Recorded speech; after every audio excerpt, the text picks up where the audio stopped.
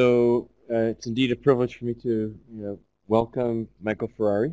I've only met Michael once prior to his visit to CSIConnect, and that was in Abu Dhabi a couple of months ago. And it's a real privilege for us to learn from someone like Michael, who's got a wealth of experience around big data as it relates to climate science. So Michael is a senior scientist and director at aWhere, where his research and technology transfer activities focus on improving global agricultural climate, life science data platforms. He's also founder and principal at Atlas Research Innovations, which provides applied research and services to clients in the public, private, and civil society sectors, as well as academia. Michael also serves on the American Meteorological Society Board of Social Impacts of Weather and Climate, and is a judge at the MIT Climate Collab Agriculture Crowdsourcing Project.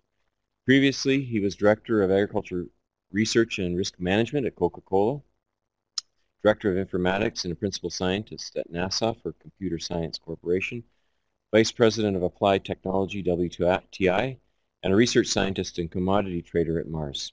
In addition to holding several engineering roles, he spends much of his time building tools and models with sensors and data to create algorithms and directing commercial research activities towards the examination of the global food and climate complex from a systems perspective. Michael is a frequent speaker at scientific, commodity, and data technology conferences around the world, where his talks focus on the confluence of human, environmental, technology interaction and the broad relationship of these topics to society. Michael holds a PhD in geophysics fluid dynamics and environmental physical modeling at Rutgers. His doctoral work in numerical modeling was supported by NASA Goddard Institute for Space Studies. So, Michael, welcome. Look forward to your presentation. Thank you. Well, thanks for having me. Am I using the microphone, or am I not? The room's small enough. Thanks. Well, it's certainly good to be here. I don't need to spend too much time on my background because David kind of covered it pretty well. I think the talk that I'll give today is certainly probably a little different than most of the talks you might hear. I mean, I'm certainly, I spent most of my time in the climate sector, but a lot of it's been on the commercial side, and it's been working with food and beverage companies, with traders, with the financial services industry, and we're still looking at the same kind of problems. We're just viewing it from a different approach. But at the end of the day, we're still looking at the same issues that drive food security are the same issues that commodity traders are interested in. And I think there's a lot that when the two communities come together and start to exchange processes and exchange information and build platforms together, then basically everybody wins. So I'm going to give a little bit of background about aWhere. I know some of you in here know who aWhere is and kind of what we do. But I'll spend some time on what we do. I'll give a little bit more, probably a little bit more detail on kind of my views on how this kind of platform can help the commodity risk world. And then certainly, I mean, I can talk about this stuff all day, and so to fit everything in an hour is going to be challenging. So I'll leave some time for questions at the end. But again, it's a small group, so if anybody has any questions, feel free to stop me, and I'd be happy to address them. And just so you're aware, I mean, this slide deck was built for, I gave a talk at the commodity conference earlier this week for primarily sugar traders and hedge funds. So some of the information is a little bit financial services centric, but that's just based on who I was talking to at the time. So some of these I'm just going to skip over a little bit, but again, if there's any questions, feel free to stop me. So aWhere has been, even though we consider ourselves a startup, kind of a new company, the founders have actually been around since 1999. They built the business out of Syngenta. The founders both were working on building weather-driven platforms for decision support for Syngenta. And at some point, they decided it was best that they brought this out to a larger audience than just the Syngenta world could support. And they were operating as more or less as a band of consultants for a while, working on project-by-project basis. But last year, they actually made a concerted effort to make a push into the commercial sector. So as Dave said, my background, I just joined aWhere in January of this year. So most recently, I was managing all of our commodity risk exposures for Coca-Cola, which include everything. I mean, basically everything that grows, Coke has in one of their products, in addition to their water risk. And I've also done this at Mars for several years. So some of you might know Howard Shapiro at Mars. I worked pretty closely with Howard when I was there, and the thing that I think Howard brings to this space, to this climate smart agriculture space, is a willingness and a commitment from the private sector to engage and not just develop science for their own products, but for really the betterment of the entire industry.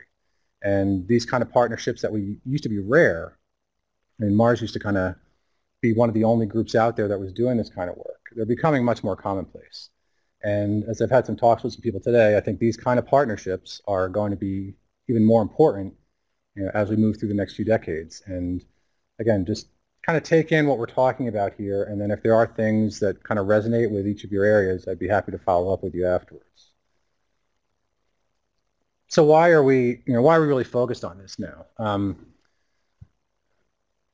Climate risk is not new, certainly to those in the agriculture sector. But one thing that we're seeing is, regardless of what people think about, and not that it's even a debate. I mean, climate change is not. It's not a debate. It's scientifically, it's really a non-issue. However, it's not necessarily perceived that way. But regardless of what people think about causes of climate change, you can't argue with the increased variability that we've seen over the last 7 to 10 years. So there are events that, if we do a lot of time series work, things that used to happen maybe once every 20, 25, 30 years sometimes, they're happening once every 7 or 8 years, and sometimes even shorter than that. So the precarious nature of the global ag supply chain is probably the first recipient of weather and climate variability. As a weather services community, there are a lot of things that I think need to be done in terms of putting tools in the hands of the users and engaging with the people that are actually financially impacted by weather and climate variability. It hasn't been done that well in the past, but again, we're starting to see more of an increase in public and private partnerships that are supporting building tools and putting them in the hands of people that can use them. And again, this is, for this audience, we don't need to go into why we need to do it. The reasons are very evident. So what does aWhere bring to the table? We have a platform that's pretty unique. There are a lot of weather providers available, both commercial and government, as well as institutional and through academia.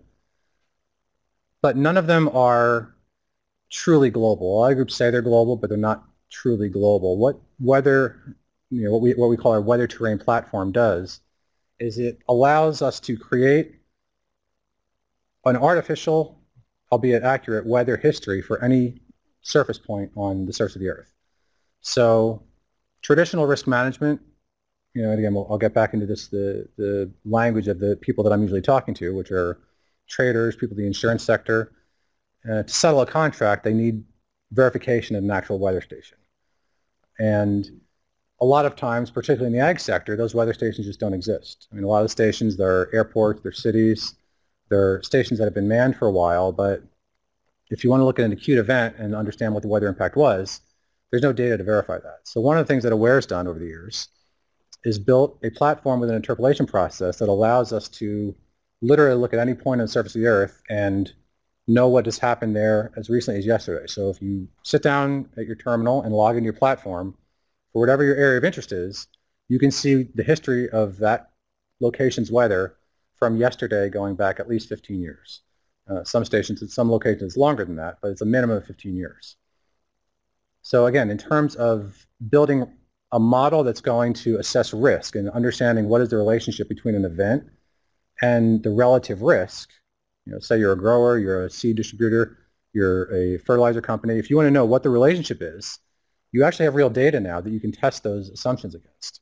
Whereas previously that just was not the case. So this is something that's new to the industry, and you've probably all heard about Climate Corporation. I mean, there was a big acquisition about a year and a half ago that Monsanto purchased Climate Corporation. And they're local. I mean, they have a lot of good stuff in North America. They have a few things in Brazil, but they're certainly not global. And if you look at the integrity of the data that goes into those assumptions, it's very easy to poke some holes in them. So we have, again, we've developed a really solid platform that's tested and it's verified. So we can look at any place in the world and we know where the strengths and weaknesses are, but nonetheless, we still have something that's more accurate than anything else that's out there. It's not perfect, and nothing is in this space, but it's at least something that with a high enough degree of confidence that users can sit down and build models with and test those assumptions. The other thing we're seeing a lot of, and we're starting to participate in this a lot more, are these climate services partnerships. They used to be really domain of academia and government agencies. And over the last 10 or 15 years, I mean, I give a lot of talks at these kind of conferences, and years ago it was just, if I would give this kind of talk, the only people in the audience would be people in the climate science community or people in the trading community. And one of the things that's really augmented this is the introduction of the, what's called the data science community. So, I mean, climate scientists have been doing data science forever. I mean, you can't really divorce one from the other. But with the amount of computational resources that we have available to us now, in conjunction with the amount of data that we have, we can really take a data-centric approach towards, again, building these risk profiles and trying to understand what the relationships between our area of interest is and that weather variability piece that we might be looking at. So we've definitely seen a shift in this area, and the thing that helps, and it's not always a good thing, but most industries, they've been on the wrong side of some kind of weather event in the last few years. And that type of, I mean, it's arguable, but you can say that when a company feels financial pain of some sort, they react to it. If they're kind of going on year after year and they don't really suffer any disruptions, then their view of climate risk tends to be a little bit lower. But when they've been through an event like this, or multiple events in the last few years, it's brought more people to the table, and it's certainly engaged a lot of players that wouldn't have been doing this otherwise. So we're kind of really at the forefront of this right now. And again, based on the relationships that aWhere has built previously, and some of the work that we're getting into in the private sector, I think we're pretty uniquely positioned to foster some of these partnerships and really see what they develop into. Just a little overview on what our data is, and it's a lot of data. We ingest data from just about every source possible, and again, every day I go in, I can see what happened everywhere in the world yesterday, and we're constantly adding to this. So as far as a complete solution, even if half the satellites that are in orbit went out, we'd still have a safety net of several other sources to augment that. So it's a really comprehensive platform, and it's probably not rivaled by anything else out there, at least in the commercial sector.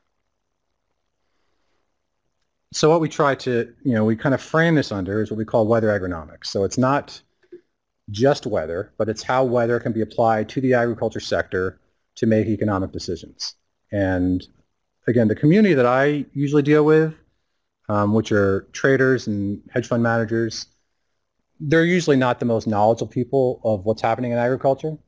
All they care about is price, and that's, at the end of the day, that's their job, is to manage the price risk around a commodity portfolio. So we can't really expect them to be well-versed in weather and agronomy and crop physiology and everything else that goes into that ag value chain. At the end of the day, they're making their living off of understanding how weather events are going to move price in one direction or another. But that being said, we still need to make sure that any solutions that we build or what we're providing are still based on sound science.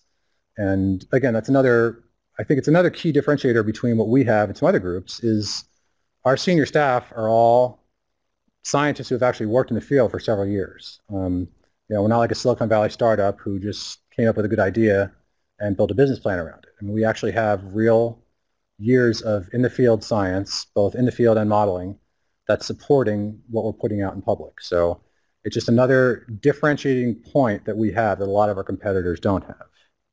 And I'm not trying to sound like a commercial for aWhere, but it is good to note because sometimes those assumptions are that most groups have that scientific background, but that's actually not the case more often than not. So again, these are just, and I'm happy to provide these slides. I don't need to go into all the detail on everything. But the platform as it exists, it's not the most user-friendly platform, but it does contain a lot of information. And we are working on building something that is more, I guess, more amenable to the general user rather than just the climber or the crop scientist. But there's a lot of information in there, and the last piece that we're going to try to tie into this is the seasonal forecast piece, which we're working with a couple other groups on kind of embedding that into our process. So we have everything that's happened historically. We have the short-term forecast. That final piece is blending this into kind of a 1 to 3 month seasonal outlook. And that decision support structure can go all the way from what's going to happen tomorrow. Hopefully, the intent is to being able to make decisions 1 to 3 months from now. And this is just background a little bit more on, as I mentioned, we get data from everywhere we can get data from. We're always adding to that. This is just a summary of what we're just talking about. So in the commodity world, I mean, this is, at the end of the day, this is what they want to look at. There's usually portfolio managers are managing, they're not just managing one crop or one origin. They're managing kind of a multi-commodity portfolio. And they have models that can try to understand if there's a movement in one area, how does it, not only affect, if you're a sugar trader, you want to understand how sugar moves based on weather, but you also want to know how what happens in corn spills over into sugar, how that might affect the sugar market, and vice versa. You want to understand how your positions in sugar may spill over into corn and ethanol and soybeans. So, we're going to be building what we call, it's kind of the, it's just like a red, yellow, green, red being a warning, yellow being watch, and green being favorable. So any day you'll sit down, you'll pick your area of interest, and you'll view risk slightly differently. Right now, everything is digital. And there's not a way to weight that balance in the portfolio and how a certain event might kind of cascade over into everything else. So what we're moving towards is building a very, an easily identifiable platform that no matter what your background is, you can sit down, pick your areas of interest, and you can know right away which areas are at risk, which areas might have an opportunity, which areas should I, probably change my positions on. And again, this is something that's applied to the pricing piece, but this same kind of model, the same kind of platform can certainly lend itself to other components of that ag value chain.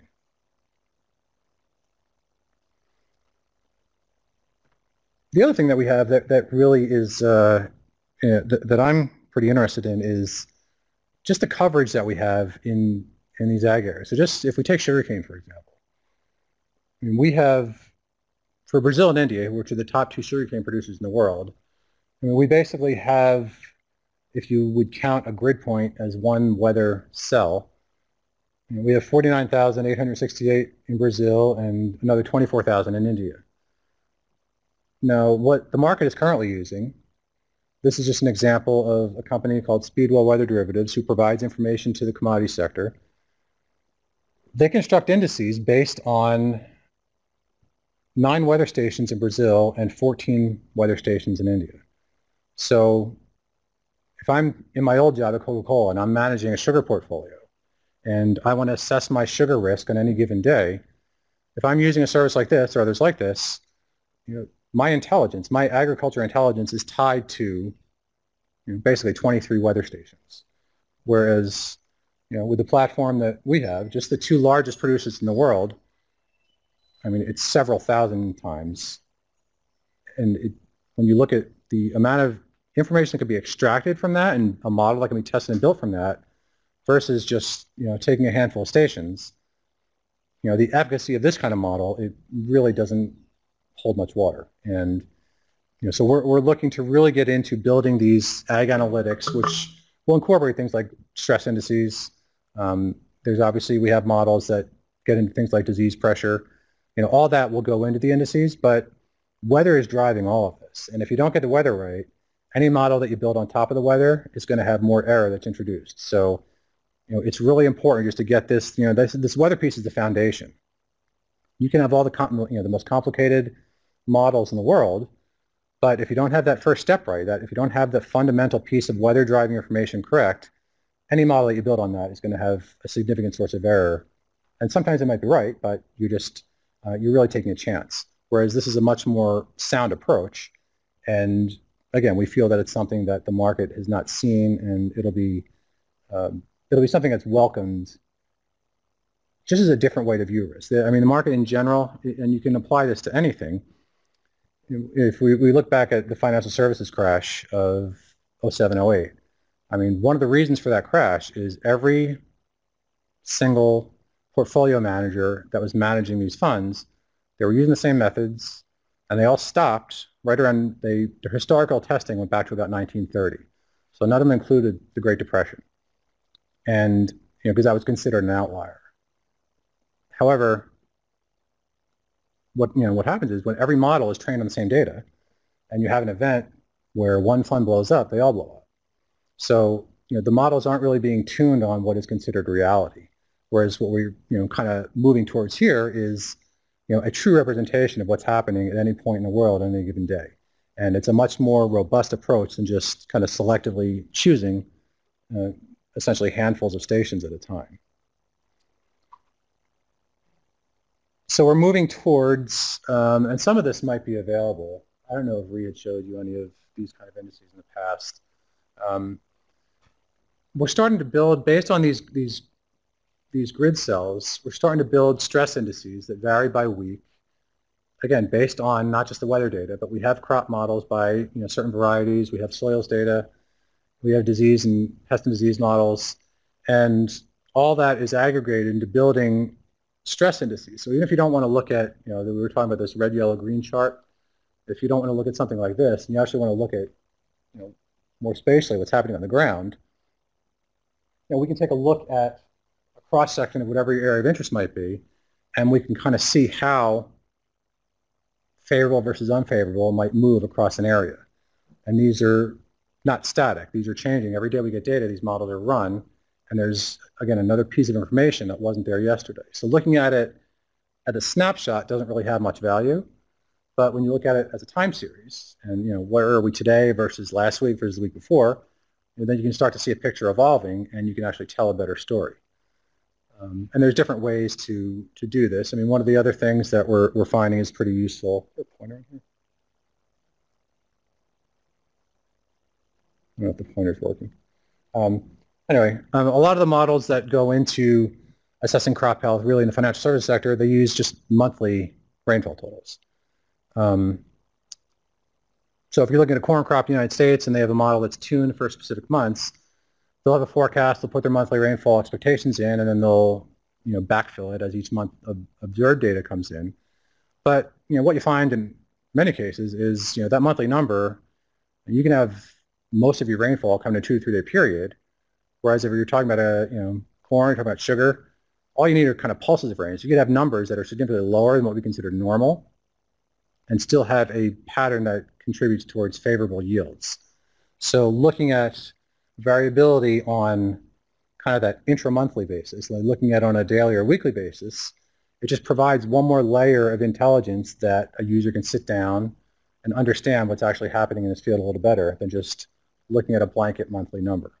And again, this is something that I don't know what is currently considered standard practice for the food security space, but at least for the commodity space, this is certainly something new. And again, we're hoping as this it gets a little attention, this can be something that will be applied across all commodities, not just the couple that we're starting with.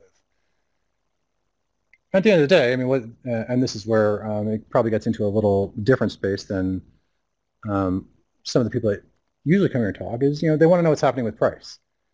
So in addition to analyzing what's happening on the weather side, we can incorporate things like foreign exchange rates. I mean, currency fluctuations are sometimes a more important driver than what's actually happening on the ground in terms of how much physical supply might be exported.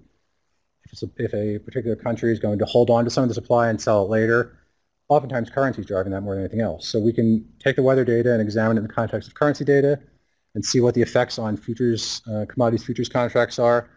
And just by looking through some of these very simple relationships, you can start to see that there is a way to tease out some signals that would be considered trading signals for somebody that's looking beyond what's happening on a day-to-day basis, but they're looking at what's happening.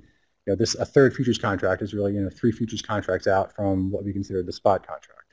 And when you're trading something like sugar, which is traded in New York, even though India is not trading directly in the New York market, they still have exposure to what's happening. That world price is still going to affect domestic prices. So even though a user in India might not be hedging in the New York market, they can still build a pricing recommendation and a price exposure profile around what's happening in the world market. So there's a lot of other things that can be kind of teased just out of some simple relationships here. So one of the things that, again, I gave at this conference was this Commodities 101 talk. And at the end of the day, this is what we're after. We're trying to identify what we call these weather-driven black swans, these events that common knowledge or common accepted wisdom in the industry is probably not focusing on. They're focusing on what's happening today for the next 5 to 8 days. When that skill level of the short-term forecast drops off, then it's kind of a coin toss. So by examining historical data and building indices such as these that are looking at the relationships that are happening in the past, and they're probably finding variables that are not built into most of these trading models, you can start to identify some of these moves in the market before they happen. And I guess it is also worth noting that it's this approach, we're pushing this towards the commercial sector, but just take Coca-Cola for example. Coca-Cola has a very close relationship with their entire supplier network all the way down to the farm. And it's in Coca-Cola's best interest to obviously buy their material at a fair price, but also to ensure continuity of supply. And when that relationship trickles down to the that initial supplier, it really becomes more of a partnership versus the traditional Coke's the buyer and the farmer is the seller. So even though on first glance you might look at this and say, well, this is just going to benefit the large corporations of the world, but what is it really going to do for that smallholder grower or those individual growers with a lot more financial exposure and a lot more value at risk? It actually will help them. I think it takes time, but when you have groups like Coke and Pepsi and other groups that are willing to engage in these kind of projects, the rest of the industry will certainly follow, and this will tend to kind of lift everybody. It's not something that's just going to be benefiting the corporates. This is something that can benefit the entire value chain.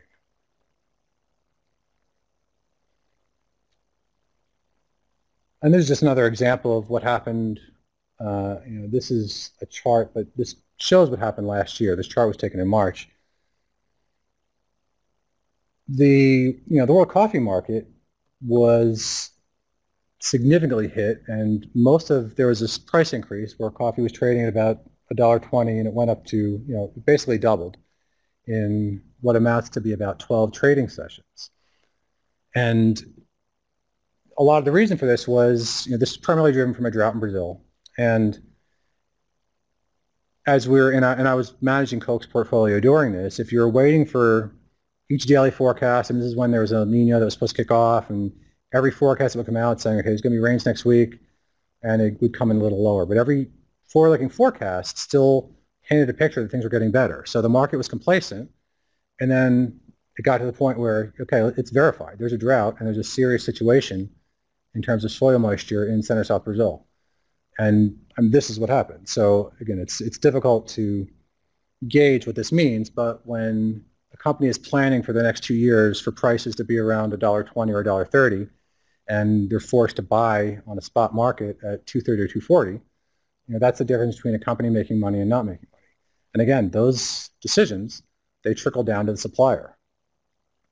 Okay, so they would be, when prices are lower, they're not going to be bargaining, they're not going to be negotiating as intensely with their suppliers as they might be when prices are doubling. So indirectly, even though this is purely a commodity speculating, it's driven by commodity speculators, this kind of event will make its way down to the smallholder growers. And this is just one example. These things do happen all the time.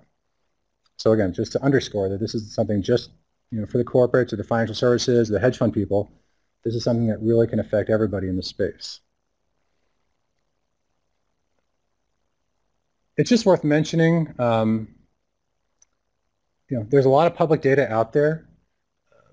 NASA has really made a push recently to open up a lot of their gates and put data in the hands of users. They have just a really rich history of data, several hundreds of different parameters going back between 30 and 40 years. And they're opening this up now. So we have, in addition to building models and testing them and understanding our own skill level, we actually have a nice history of independent, verifiable data that we can test our assumptions against. So we're looking at doing seasonal forecasts. We can backtest models. We can pull a variety of time series data out of here, and we can try to understand and see where our models might need to do better. What can we use to improve them? Was there a question anywhere or no? I didn't. No. Okay, I'll let somebody have their hand up. So then we can start to, this is one example of a paper that we worked on where it was looking at a significant source of data and trying to identify using a nearest neighbor technique and doing cluster analysis and finding similar analog years. And this same kind of approach is very applicable to what we're trying to do in the commodity sector. This particular study was around the types of patterns that were leading to hurricane frequency in southeastern United States. But the methods are exactly the same. We can take the same type of approach that we took here. The data is all available. And we can start to identify if we're entering a year that looks similar to a certain cluster of years, we can start to say with a little bit more skill, what are the expectations? No seasonal forecast or any forecast for that matter is going to be perfect. Every forecast technically can be scored as incorrect. But if we can reduce the risk and if we can say, okay, in a probability distribution, 1 to 3 months out, we will experience a pattern that fits this kind of pattern that we're looking at. It reduces the risk of anybody that's involved in making a decision using that data. The flip side is just take your chances and don't do anything. So if we can demonstrate even just a little skill in this approach, it doesn't have to be perfect. It's just better than basically going hand to mouth and doing nothing. And there are real tools that we can take from this approach and build and again, put it in the hands of users. And these are just a couple examples of some of the, we're modifying, if anybody's familiar with our interface, we all know that it needs some improvement, but we're moving more towards a user-friendly type of interface. So if you wanted to look at a certain piece of data or a certain pattern, a certain parameter, we can go and we can select months of years, we can select our variables, and this is built just for the primary sugarcane growing areas. And we start to examine, how does this year compare to past years? How does this month in a certain year compare to past months?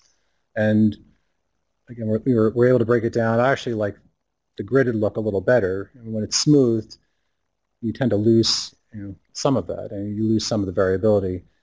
When you start to look at these gridded patterns, you can actually start to paint a better picture in terms of understanding where are we now versus a series of analog years that we might be looking at. And this is just another way that we're doing this. This is another example in UP for sugarcane users.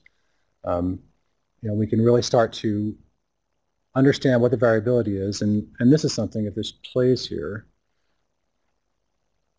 and these are the kind of tools that we're looking towards. So what's red mean and what's blue mean? So all these are preset deviations. So blue would be, and the scale, they didn't put the legend on here, but these are that particular month, so June 13th versus the 11 through 14 normal, and blue would be more precip and red would be lower.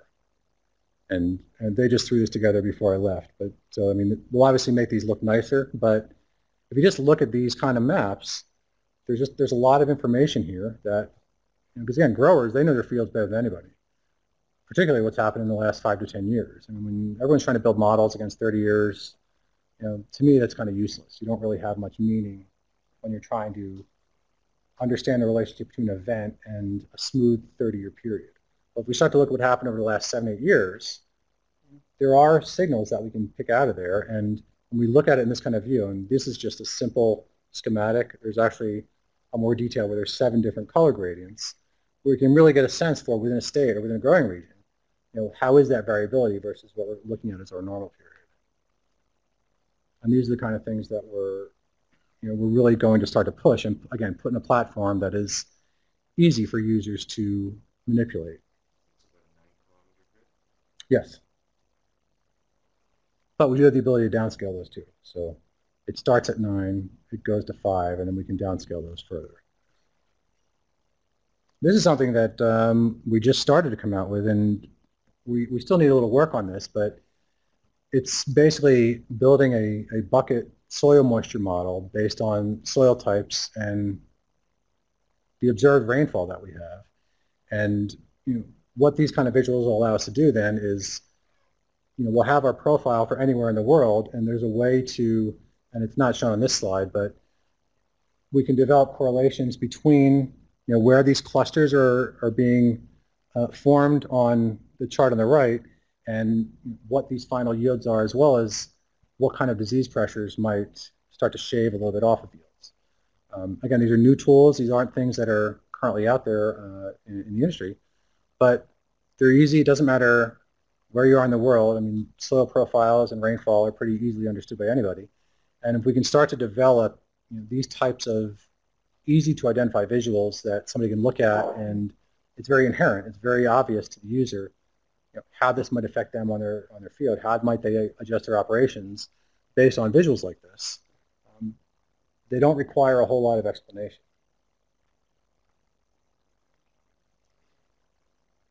And this is really just getting into why this is important this year. The group that I just spoke with earlier, I mean, they're obviously, sugar has been at kind of a low the better part of the last few months, and the price where sugarcane is right now, it's actually close to what it costs to produce sugar in Brazil. So long term, it's not going to stay there. So something is going to happen that's going to move sugar back up into that range at the start of this chart. And this year might be one of those years. So when you have, there's been a lot of news lately, of course, about what's happening with El Nino. I mean, El Nino actually, from a sugarcane perspective, it's good for Brazil, but we all know that when there is kind of a weak to moderate El Nino, it does have potential impacts in India. More in the north. I mean, a lot of the analyses that we're looking at now, monsoons still make it off to a good start, and the southern cane belt might be fine, but it might be a challenge to get the kind of moisture that is needed in UP to maintain satisfactory yields. So this could be one of those things that if somebody's looking at and managing their portfolio right here when sugar's around 13 cents, this is something that could move sugar into that 18, 19 cent range. And then if they can capitalize on those futures contracts before the market actually moves, that's obviously a lot of profit they can lock in, and then of course that will cascade down to the growers.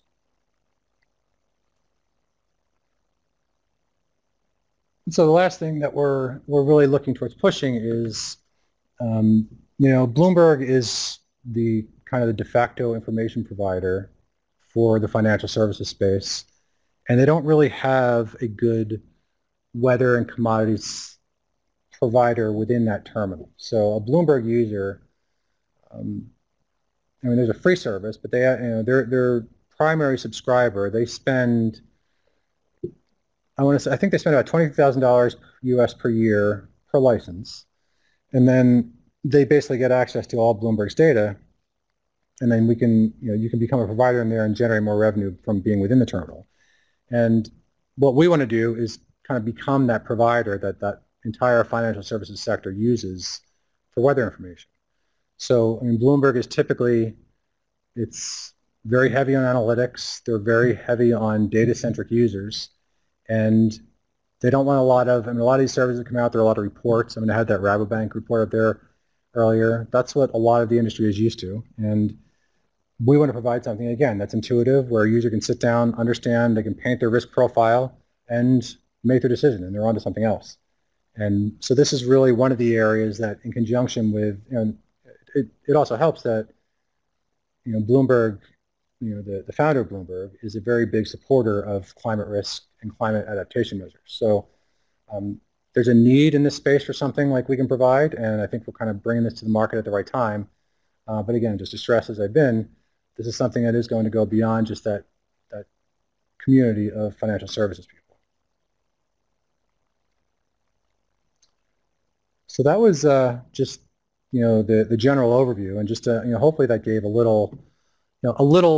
a different light on how climate services can be used, and how we're we're moving in a different direction. Like I said, when I used to give talks, there would never be the confluence of different audience members that we see right now. And usually I would be giving it to people that already kind of know what we're talking about anyway. So now when I'm giving these talks, there's a lot of people that are coming with questions because they understand what weather variability means, and they understand the relationship between weather variability and the financial impact.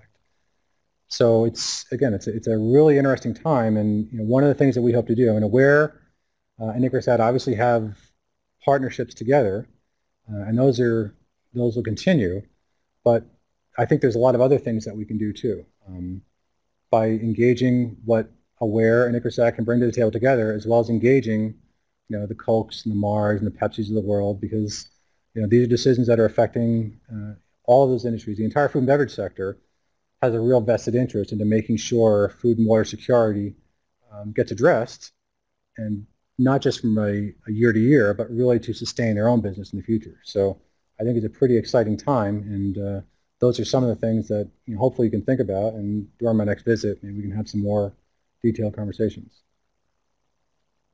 So that's all I have. If anybody has any questions?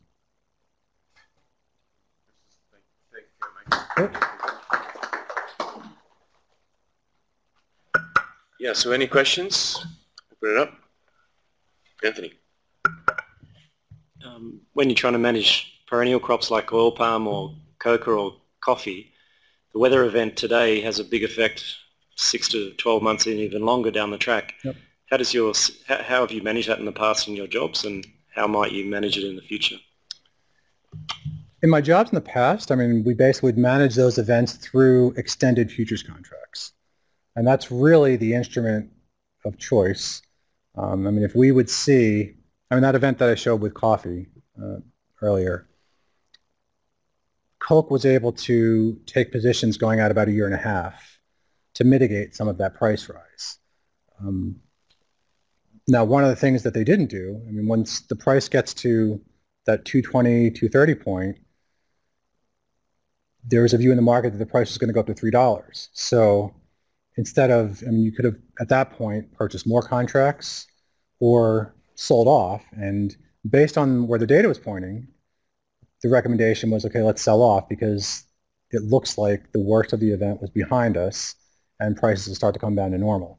But again, when there's that element of fear in the market, you can have all the analysis in the world, but sometimes fear trumps what would be considered a more of a robust analysis. But using futures and options when they're available are kind of the accepted measure for risk management. And most commercial crops now, some of them aren't as liquid as others, but most of the primary commercial crops have a solid futures market with enough liquidity where even small users can participate. I think their minimum requirements now are you just have to have, it's like $10,000 in a futures account just to cover margins on positions. That's it. So even if you're a really small grower or a consortium of growers, you can still, through that consortium, manage risk through futures and options.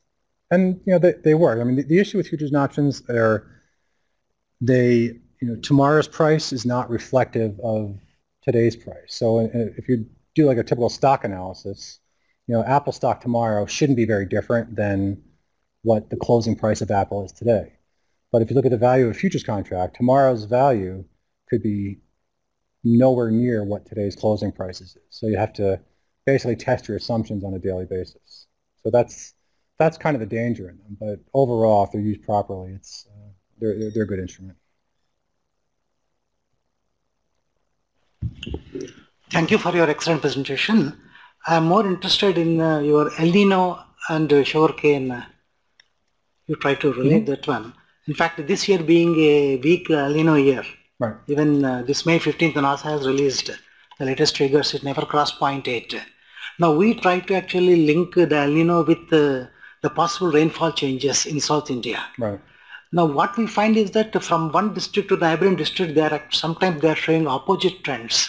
Right. Now how we will understand El Nino being a global phenomena and its effects is sometimes showing opposite to the neighboring areas, very strong opposite this thing. What are your suggestions to understand this? I mean, the thing that we always do, there's kind of this danger of, and everybody likes to compartmentalize things. Okay, are we in an El Nino or are we not? And if there's, I have one map here.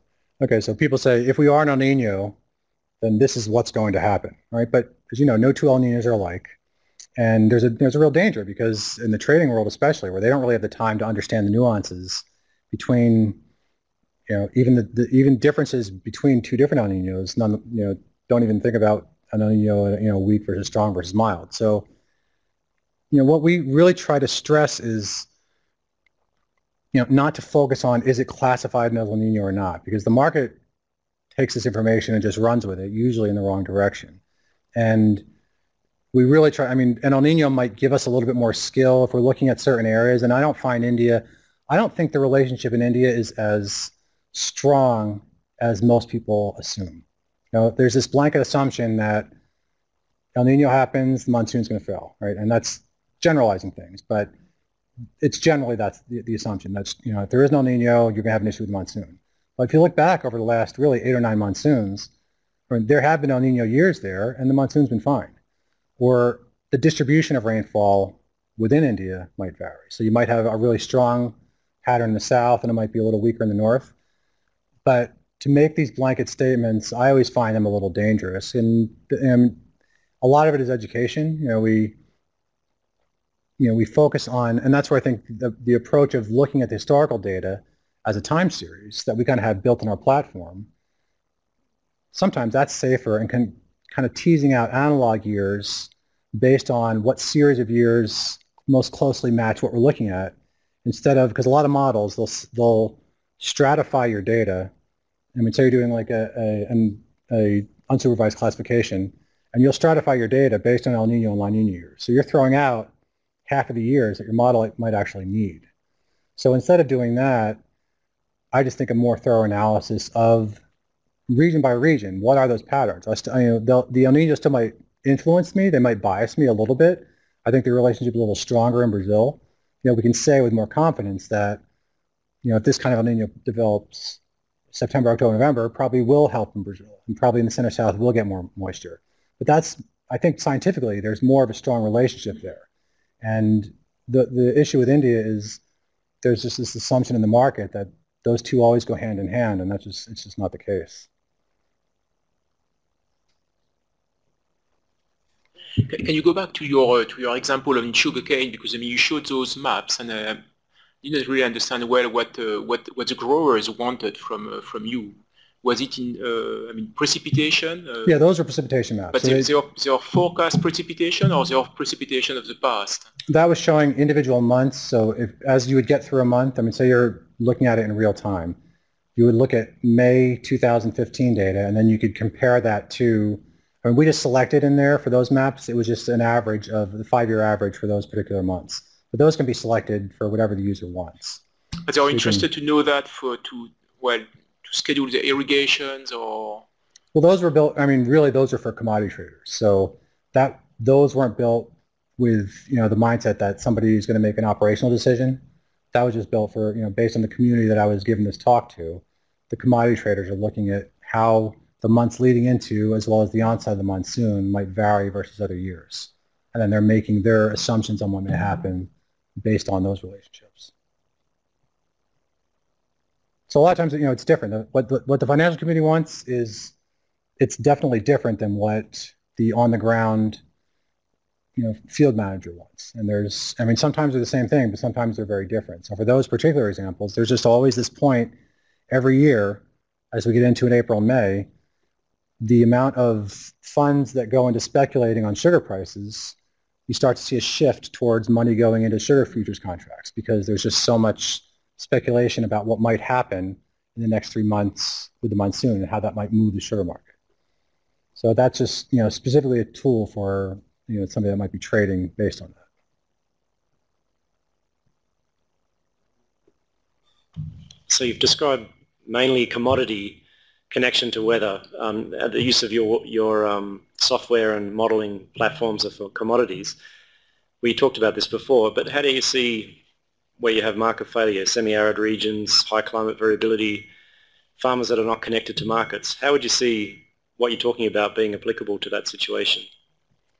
Yeah, I mean, I think, and I don't really, I don't know the answer to that yet. I think the way I would envision that developing is, and this is where the partnerships come into play. I mean, maybe working with seed and fertilizer distributors, working with that intermediary who will eventually get that information down to the grower. And again, that's not something that we've thought about doing under this platform, so I don't really know what the right answer is, but I think that kind of model where you go to the person that, we're not going all the way down to the farm level with this, but if you get it to that person, that's that distribution network where the information will eventually get to those that are using it, I think that's probably an approach that's worth examining a little closer. Well, maybe to build on what Anthony was asking, I see that your weather forecast are 8 days, and I mean, we're working on crop adaptation to face, water limitation. But I mean, of course, that's not applicable if you have only an 8-day forecast. If you had 60 or 90 days forecast, then we could sort of probably tell you, well, in that case, plant that crop instead, or plant that crop type instead of planting that other crop type. And so, would you think possible to look at your historical weather information and compare that to, in fact, achieve yield in certain regions and test, sort of longer-term forecast? Do you think that's feasible to go beyond in your forecast in a way that you could predict enough time to recommend, different variety type to avoid risk? Yeah, I think I have two answers to that, I guess. So the first is, I think there's a way to take out of our historical data and go, kind of take the analog approach. We have enough history now that we can start to identify, based on where we are up to today or yesterday. And again, given, there might be assumptions on El Nino, so there's subjective information that goes into that, and we can start to extrapolate, okay, what kind of years or what groups of years that most closely cluster around what we're looking at. So that's one approach, and I think it's a valid approach. But the second is we're working with both IRI and an outfit called NCAR, which is National Centers for Atmospheric Research in Colorado. And both of those groups, IRI has a seasonal forecast, and NCAR is building one. So again, getting back to the partnership idea, this is a way where we can kind of take what we have, and I think there's probably a way to blend the analog approach with one of these two, or even both of them, what they're using as a seasonal forecast mechanism. And I wouldn't really use it beyond 90 days. I think kind of that 60 to 90 day, even using pure climatology, I think there's just too much error and there's too much risk in saying something beyond that point. But, I think 1 to 3 months, I think there's certainly something that we can do there. And we're definitely actively working towards that. Great. So, Mike, I'll reserve the right to last question then. So, Michael, in light of your last comment, weather indexed insurance, how do you see this fitting into that ecosystem of risk instruments? I actually think it's a really nice complement, just because, as I think I mentioned earlier, to truly settle a contract, you need some sort of an official settling point. And while we acknowledge that there are issues, this is no weather system is perfect, right? So we understand that. But if it's at least used and it's accepted as a way to settle, anybody can say a certain event impacted their crop, but if you don't have a way to judge if that event happened, then you're just treading water. So I think maybe as a verification piece, that's probably a way, at least as a starting point. And there are probably other ways too, but I think initially that would be a good way to use this towards, particularly in areas where, sometimes, rain gauges are just a stick in the mud with some gradated measurements on them. So I think this is a way to, two things. It can be used as that settlement vehicle, but it can also be used to verify other ways that these contracts are being settled. And even, there's something, there might not be an official weather insurance or weather settlement mechanism, but I think it's a really kind of a low-tech way to bring this kind of protection to a lot of groups that can probably use it. Molly Brown at NASA, who you might know, she's been doing some work, and she's starting to give this a little bit more thought lately. And I think her and I kind of have the same idea on how it can be used. And again, that's another partnership that we would probably consider developing. I think we can bring something that's useful to the table there. Well, thank you, Michael. Thanks everyone for your time.